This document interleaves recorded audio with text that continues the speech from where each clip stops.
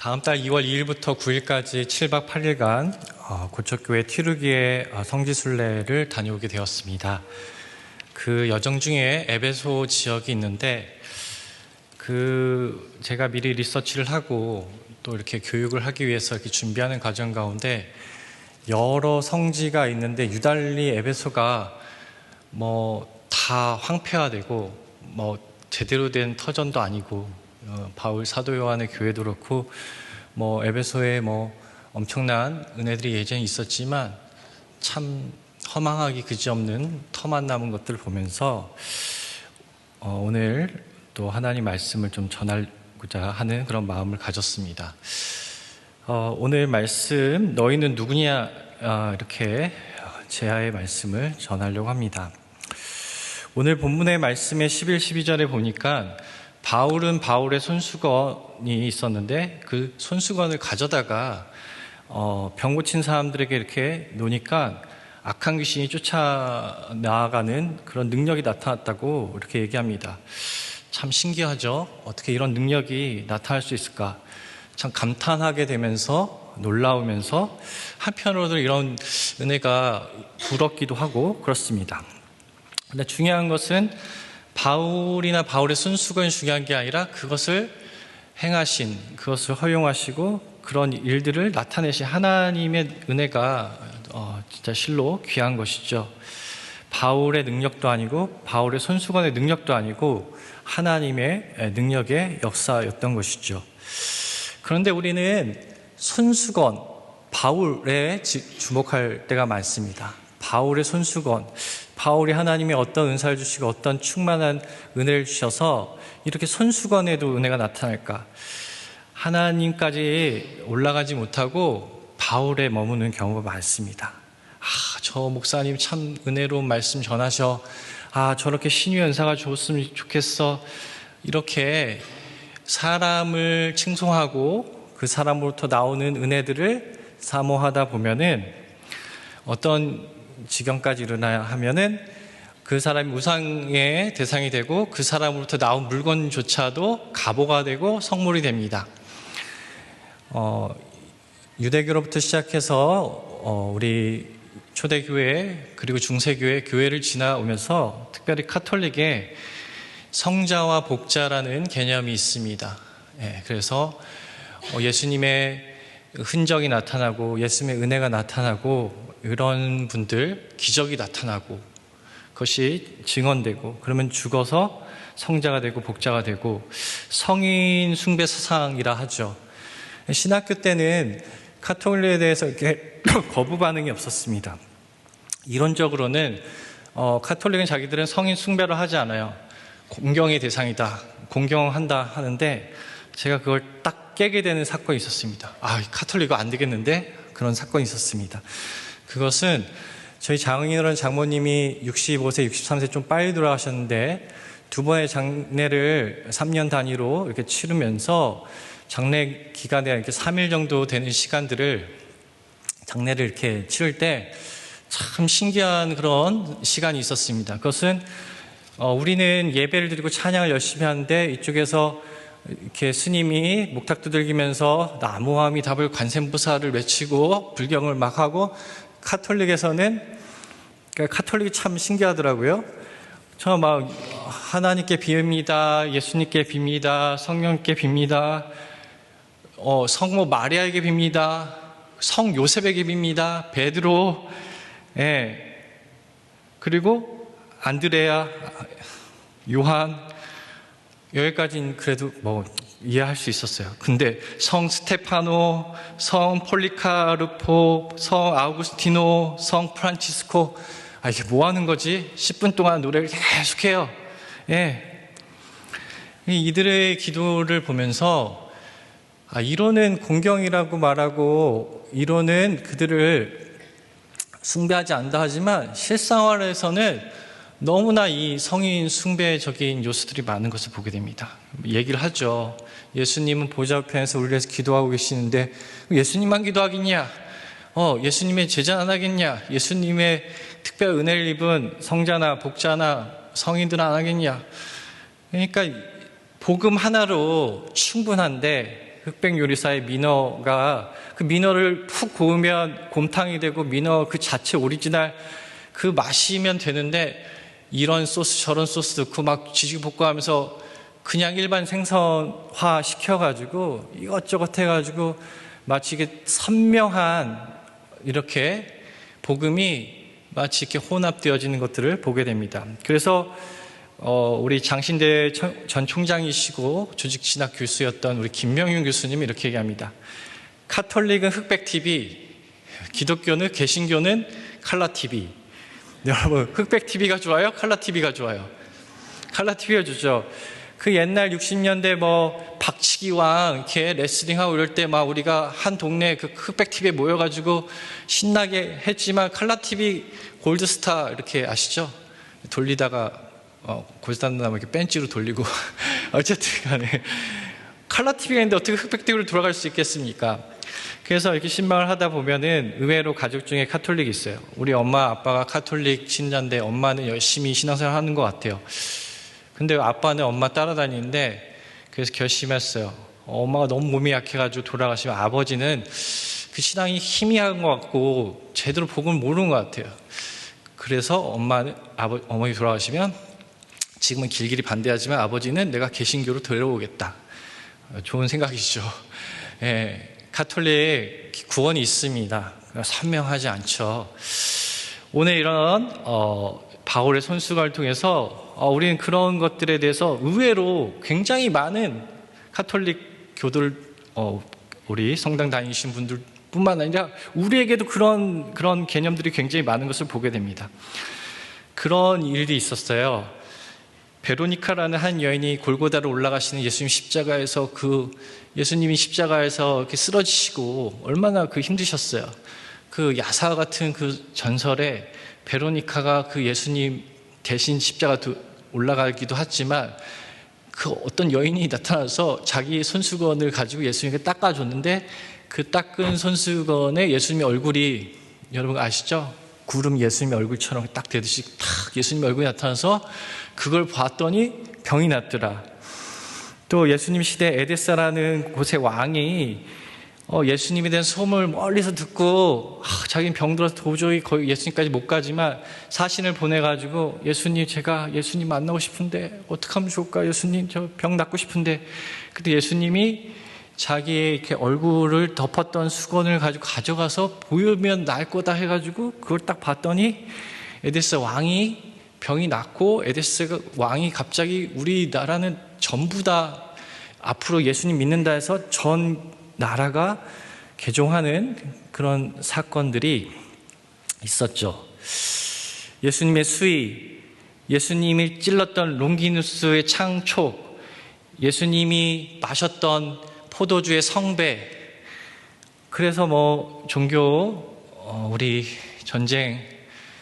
십자군 전쟁 때 예수님의 수위를 찾아야 된다. 예수님의 성스러운 성물을 찾아야 된다. 우리 안에 그런 마음들 혹여나 있다면 예수님을 믿어야지 예수님으로 나온 그것을 우리가 가보로 생각하고 그것을 우리가 우상으로 생각하고 하면 안 되는 것이겠죠. 우리 할머니 때부터 오신 선교사님이 주신 성경, 우리 할머니가 쓰신 필사하신 성경 너무 좋은데 그것이 진짜 가보여서 어떤 분들은 추도 예배 때 명절 때는 그 할머니가 쓰신 필사 성경을 가지고 읽어야 된대요. 그 성경을 읽어야 된대.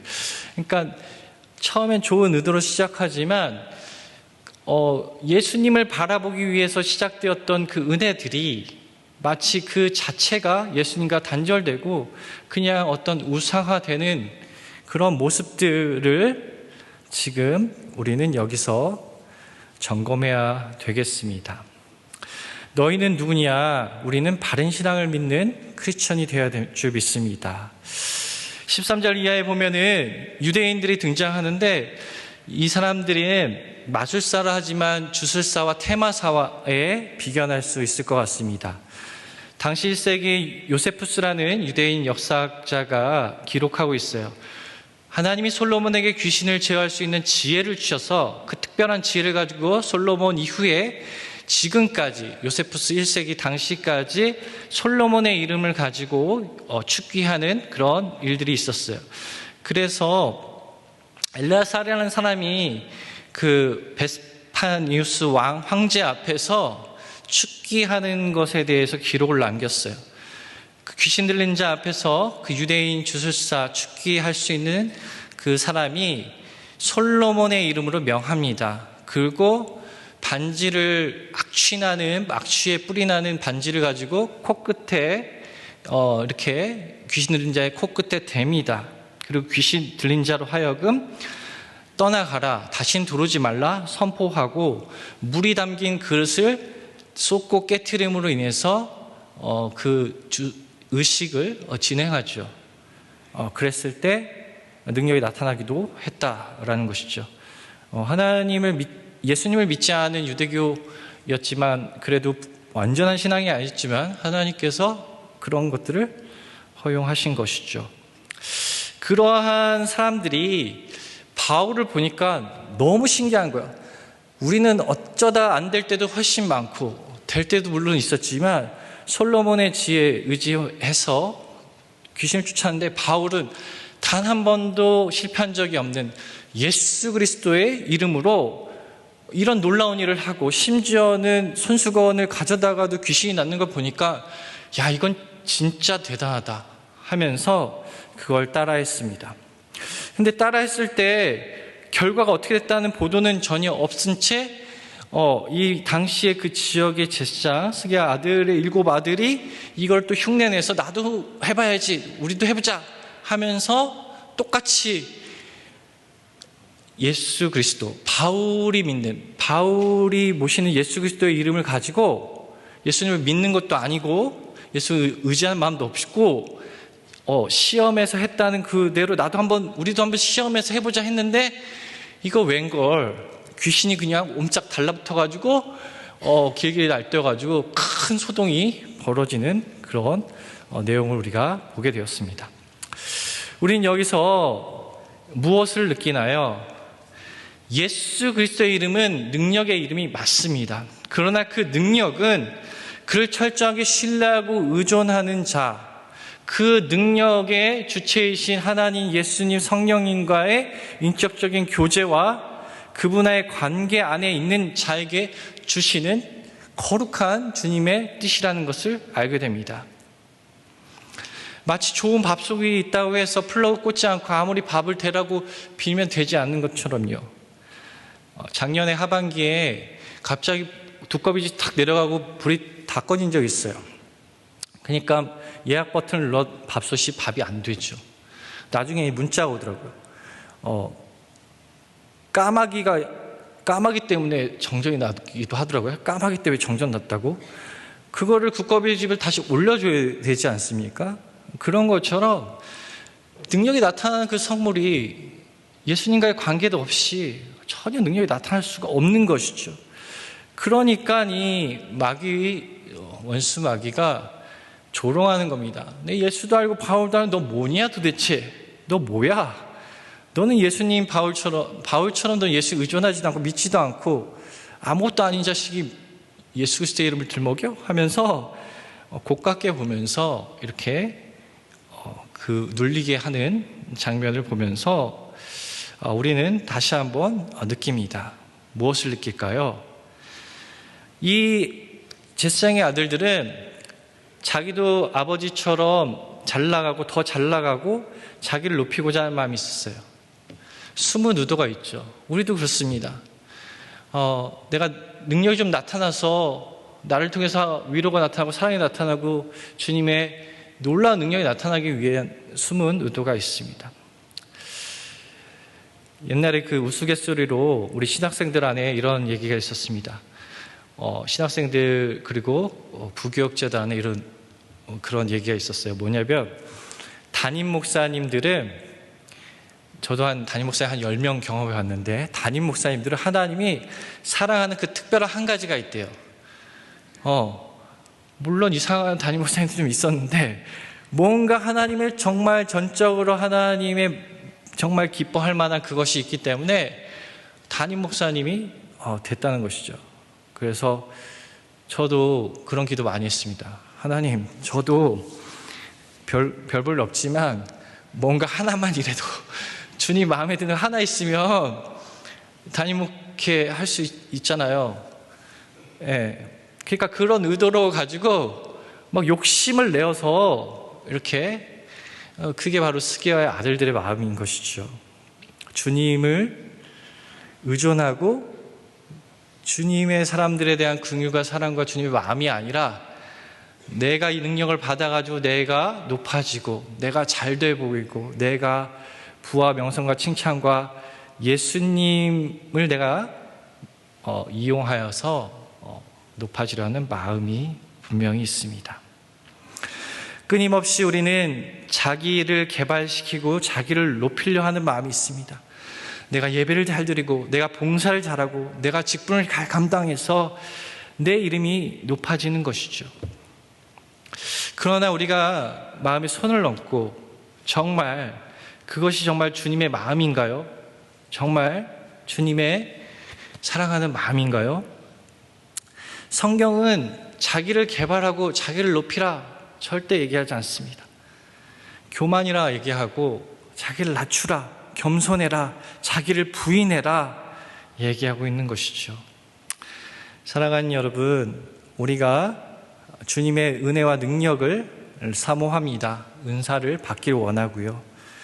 그러나 주님께서 우리에게 원하시는 것은 내가 잘 되는 것이 아니라 정말 그 공동체 안에서 정말 예수님의 마음을 통해서 그 잃어버린 영혼을 위한 그 애담는 마음 가지고 안타까운 그 마음 가지고 주님이 주시면 내가 더 할 수 있을 텐데, 내가 더 주님의 이름을 높일 수 있을 텐데, 내 이름이 높아지고 내가 높아지고 내가 그런 것이 아니라 그저 내가 머문 곳에 예수님의 향기가 나타나고 예수님의 이름이 높아지고 그런 은혜가 있게 해달라고 기도하기 원합니다.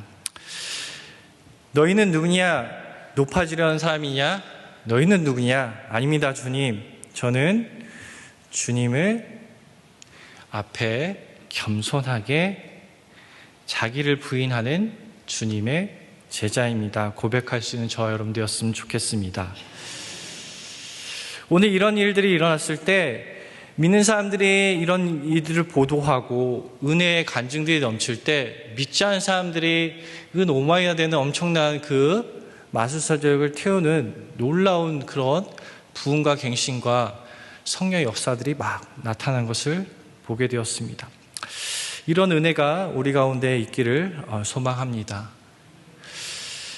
과거에 에베소는 두란노 선을 통해서 선교의 기지가 되어서 수없이 하나님의 놀라운 은혜들이 복음이 왕성하게 전해졌죠.